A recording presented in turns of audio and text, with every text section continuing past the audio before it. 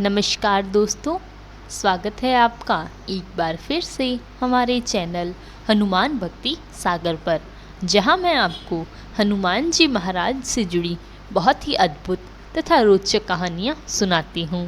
यह कहानियां आपके जीवन के लिए बहुत ही लाभदायक तथा ज्ञानवर्धक होती हैं।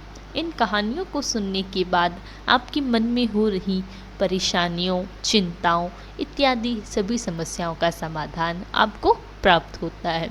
तो आइए शुरू करते हैं आज की कहानी। इससे पहले कि आप इस कहानी में खो जाएं, हमारे चैनल हनुमान भक्ति सागर को सब्सक्राइब तथा वीडियो को लाइक, कमेंट, शेयर ज़रूर करें, ताकि आने वाली न्यू वीडियो की नोटिफिकेशन आपको सबसे पहले प्राप्त हो जाए। आइए शुरू करते हैं। जय गुरुदेव। अखंड मानस पाठ। इलाहाबाद में प्रयाग स्टेशन के पास रेलवे के एक अधिकारी श्री हेमचंद्र जोशी के घर पर रामचरित्र मानस का अखंड पाठ हो रहा था, जिसमें बाबा के अनेक स्थानीय भक्त सामूहिक रूप से गा बजाकर भाग ले रहे थे।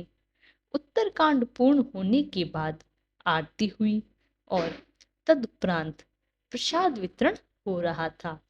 इतने में श्री सुधीर मुखर्जी के भांजे ने वहां आकर उन्हें सूचित किया कि घर पर बाबा पधारे हैं।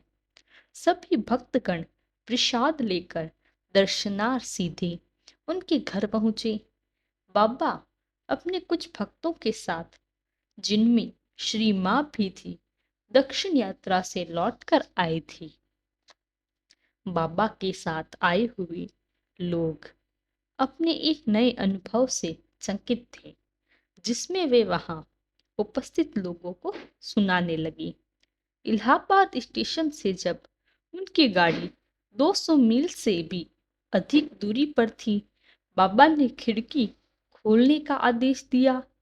खिड़की के खुलते ही बाजे के स्वर बहुत तेजी के साथ लोगों के साथ मिलकर रामायण पाठ का सरस ध्वनि सुनाई दी।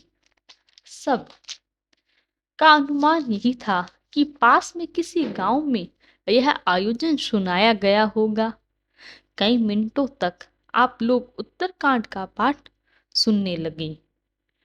इस बीच मेलगाड़ी मीलों दूर निकल चुकी थी, पर पाठ की ध्वनि में कोई अंतर नहीं आ रहा था। यह देख सभी आश्चर्यचकित हो रहे थे। बाबा ने खिड़की बंद करवा दी। इससे उस ध्वनि का आना भी बंद हो गया। कुछ समय व्यतीत हो जाने के बाद बाबा ने पुनः खिड़की खुलवाई। फिर उसी स्वर लहरी में उत्तरकांड का पाठ सुनाई देने लगा।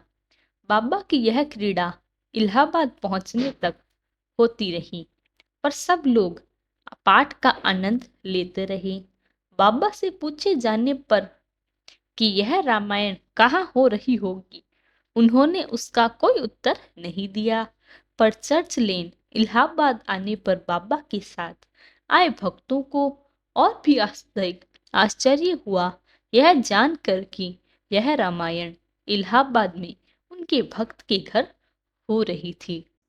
और इस प्रकार महाराज जी ने मीलों दूर बैठे होने पर भी अपने भक्त के घर हो रहे इस पाठ का आनंद स्वयं भी लिया तथा अपने साथ के अन्य भक्तों को भी दिलवाया। इसी प्रकार हमें भी अपने घर और अपने मन में महाराज जी को याद करते रहना चाहिए तथा समय समय पर मानस पाठ, रामचरित्र मानस इत्यादि पाठ करवानी तथा महाराज जी के नाम से पूजा करनी चाहिए। इस जिससे महाराज जी हमारे घर द्वार भी अपना प्रवेश करें और अपने चरणों से हमारे जीवन को सफल बनाएं। महाराज जी ने जैसी कृपा अपने इन भक्तों पर की, वैसी सभी पर करें।